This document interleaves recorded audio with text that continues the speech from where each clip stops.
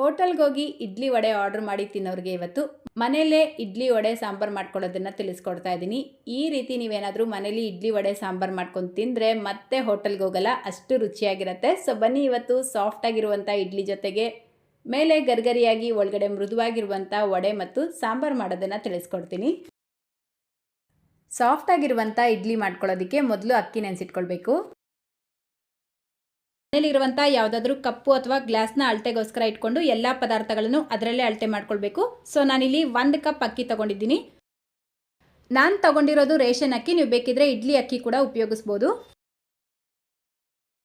ಈಗ ಸೇಮ್ ಅದೇ ಕಪ್ಪಲ್ಲೇ 1/4 ಕಪ್ ಉದ್ದಿನ ಕಾಳು ಅಥವಾ ಉದ್ದಿನ ಬೇಳೆ, 1/4 ಕಪ್ ಗಟ್ಟಿ ಅವಲಕ್ಕಿ, 1 ಟೀ ಸ್ಪೂನ್ ಮೆಂತ್ಯ ಕಾಳು, 1 ಟೇಬಲ್ ಸ್ಪೂನ್ ಸಬ್ಬಕ್ಕಿ ಸೇರಿಸ್ಕೊಳ್ಳಿ.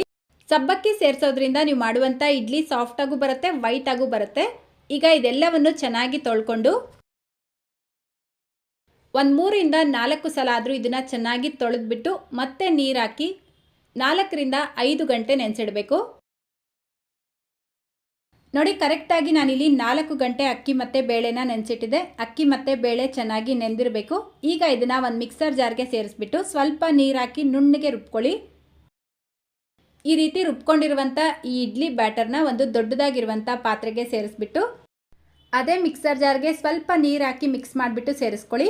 ನಂತರ ರುಚಿಗೆ ತಕ್ಕಷ್ಟು ಉಪ್ಪು ಹಾಕಿ ಇದನ್ನು ಚೆನ್ನಾಗಿ ಮಿಕ್ಸ್ ಮಾಡ್ಕೊಳ್ಬೇಕು. ಇಡ್ಲಿ ಬ್ಯಾಟರ್ ಸ್ವಲ್ಪ ಗಟ್ಟಿಯಾಗೇ ಇರಬೇಕು, ಜಾಸ್ತಿ ತೆಳುವಾಗಿ ಮಾಡ್ಕೊಳ್ಬಾರ್ದು.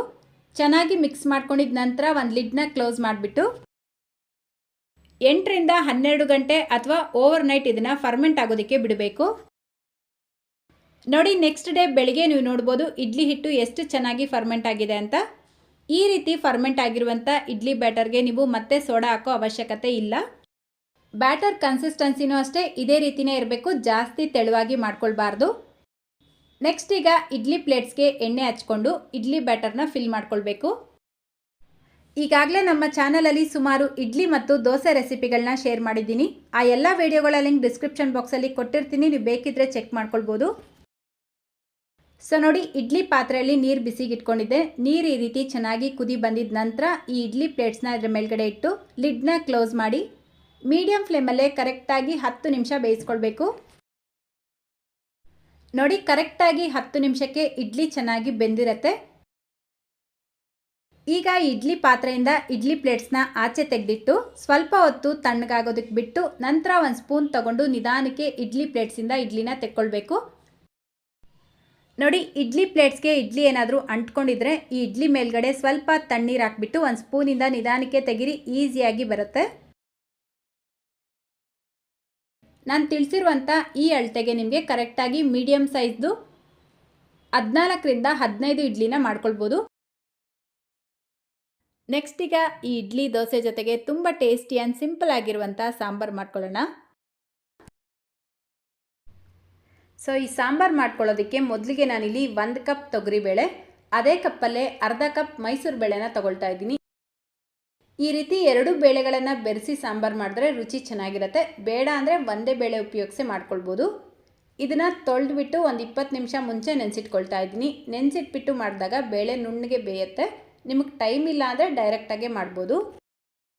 ನೋಡಿ, ಕರೆಕ್ಟಾಗಿ 20 ನಿಮಿಷಕ್ಕೆ ಬೇಳೆ ಚೆನ್ನಾಗಿ ನೆಂದಿರುತ್ತೆ. ಈ ನೆಂದಿರುವಂಥ ಬೇಳೆನ ಒಂದು ಪ್ರೆಷರ್ ಕುಕ್ಕರ್ಗೆ ಸೇರಿಸ್ಕೊಂಡು ಇದರ ಜೊತೆಗೇ ನೆನೆಸಿಟ್ಕೊಂಡಿರುವಂಥ ಸ್ವಲ್ಪ ಹುಣಸೆ ಹಣ್ಣು, 3 ರಿಂದ 4 ಮೆಣಸಿನ್ಕಾಯಿ, 6 ರಿಂದ 7 ಎಸಳು ಬೆಳ್ಳುಳ್ಳಿ, 2 ಮೀಡಿಯಮ್ ಸೈಜ್ ಈರುಳ್ಳಿ, 4 ಮೀಡಿಯಮ್ ಸೈಜ್ ಟೊಮೆಟೊನ ಸೇರಿಸ್ಕೊಳ್ತಾ ಇದ್ದೀನಿ. ಚೆನ್ನಾಗಿ ಹಣ್ಣಾಗಿರುವಂಥ ಟೊಮೆಟೊ, ನಾಟಿ ಟೊಮೆಟೊ ಇದ್ರೂ ಉಪಯೋಗಿಸಿ ಸಾಂಬಾರು ಇನ್ನೂ ರುಚಿಯಾಗಿರುತ್ತೆ. ಅರ್ಧ ಟೀ ಸ್ಪೂನ್ ಅರಿಶಿನ, 1 ರಿಂದ 1.5 ಕಪ್ಪಷ್ಟು ನೀರು ಸೇರಿಸ್ಬಿಟ್ಟು ಒಂದು ಸಲ ಇದನ್ನು ಮಿಕ್ಸ್ ಮಾಡಿಕೊಂಡು ಲಿಡ್ನ ಕ್ಲೋಸ್ ಮಾಡಿ ಮೀಡಿಯಮ್ ಫ್ಲೇಮಲ್ಲೇ 5 ವಿಷಲ್ ಕೂಗಿಸ್ಕೊಳ್ಬೇಕು. ಈಗ ನೋಡಿ, ಕರೆಕ್ಟಾಗಿ 5 ವಿಷಲ್ ಕೂಗಿಸ್ಕೊಂಡಿದ್ದೀನಿ. ಕುಕ್ಕರ್ ಪೂರ್ತಿಯಾಗಿ ಪ್ರೆಷರ್ ರಿಲೀಸ್ ಆದಮೇಲೆ ಲಿಡ್ ಓಪನ್ ಮಾಡ್ಕೊಳ್ಬೇಕು. ಈ ರೀತಿ ನಾವು ಸೇರಿಸಿರುವಂಥ ಬೇಳೆ ಎಲ್ಲ ನುಣ್ಣಗೆ ಬೆಂದಿರುತ್ತೆ. ಈಗ ಇದನ್ನು ಮ್ಯಾಶರಿಂದ ಚೆನ್ನಾಗಿ ಮ್ಯಾಶ್ ಮಾಡ್ಕೊಳ್ಬೇಕು.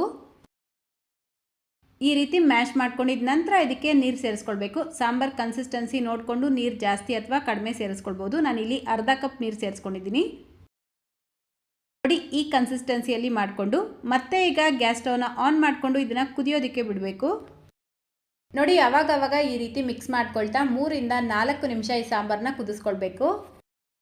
ಸಾಂಬಾರು ಕುದಿಯೋ ಅಷ್ಟರಲ್ಲಿ ಈ ರೀತಿ ಒಂದು ಚಿಕ್ಕ ಪ್ಯಾನ್ ಇಟ್ಕೊಂಡು 3 ಟೇಬಲ್ ಸ್ಪೂನ್ ಎಣ್ಣೆ ಸೇರಿಸ್ಕೊಳ್ಳಿ. ಎಣ್ಣೆ ಬಿಸಿ ಆಗ್ತಾ ಇದ್ದಂಗೆ ಅರ್ಧ ಟೀ ಸ್ಪೂನ್ ಸಾಸಿವೆ, ಅರ್ಧ ಟೀ ಸ್ಪೂನ್ ಜೀರಿಗೆ ಸೇರಿಸ್ಬಿಟ್ಟು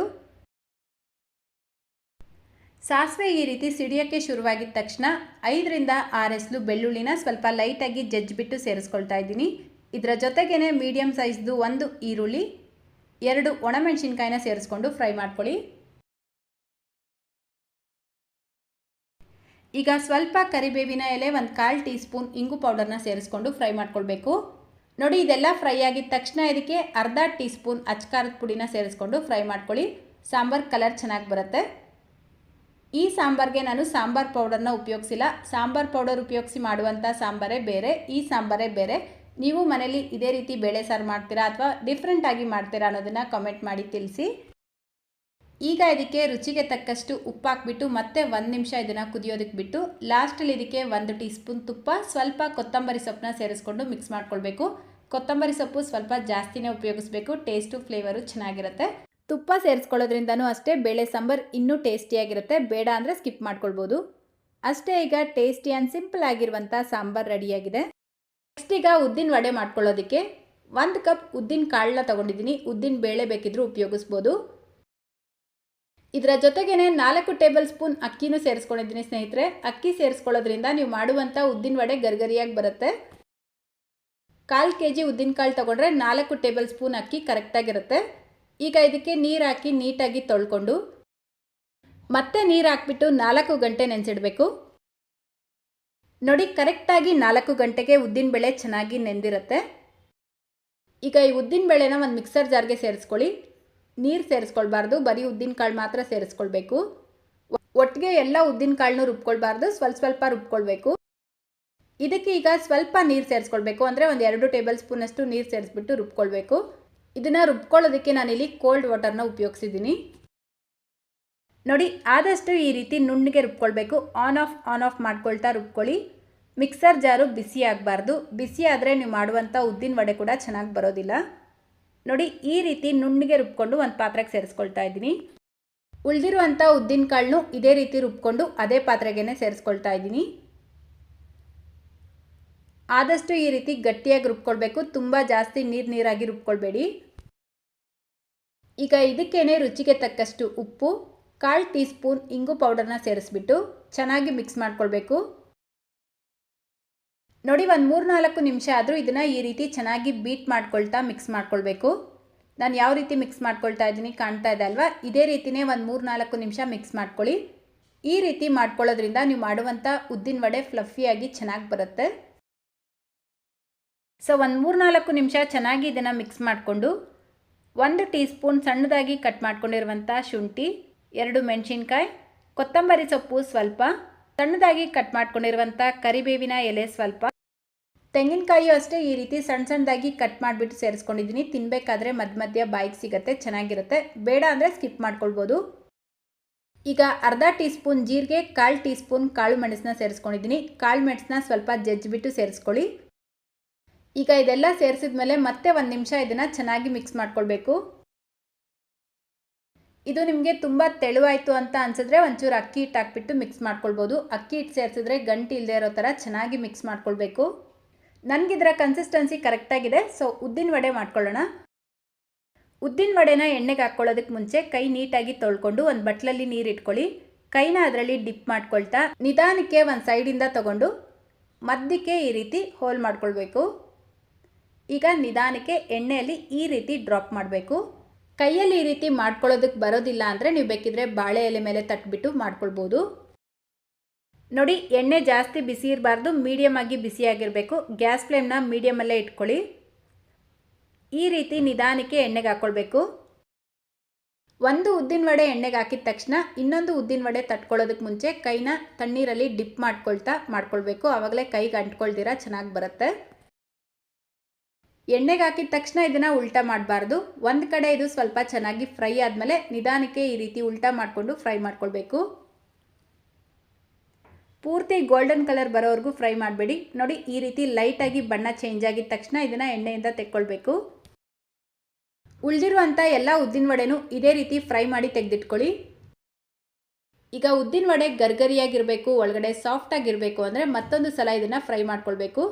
ಸೊ ಎಣ್ಣೆನ ಹೈ ಫ್ಲೇಮಲ್ಲಿ ಚೆನ್ನಾಗಿ ಬಿಸಿ ಮಾಡಿಬಿಟ್ಟು ಚೆನ್ನಾಗಿ ಬಿಸಿಯಾಗಿರುವಂಥ ಎಣ್ಣೆಗೆ ನಾವು ಫ್ರೈ ಮಾಡ್ಕೊಂಡಿರುವಂಥ ಉದ್ದಿನ ವಡೆನ ಸೇರಿಸಿ ಜಸ್ಟ್ 1 ಸೆಕೆಂಡ್ ಎರಡು ಕಡೆ ಫ್ರೈ ಮಾಡಿ ತಗೊಂಡ್ರೆ ಗರ್ಗರಿಯಾದ ಉದ್ದಿನ ವಡೆ ರೆಡಿಯಾಗತ್ತೆ.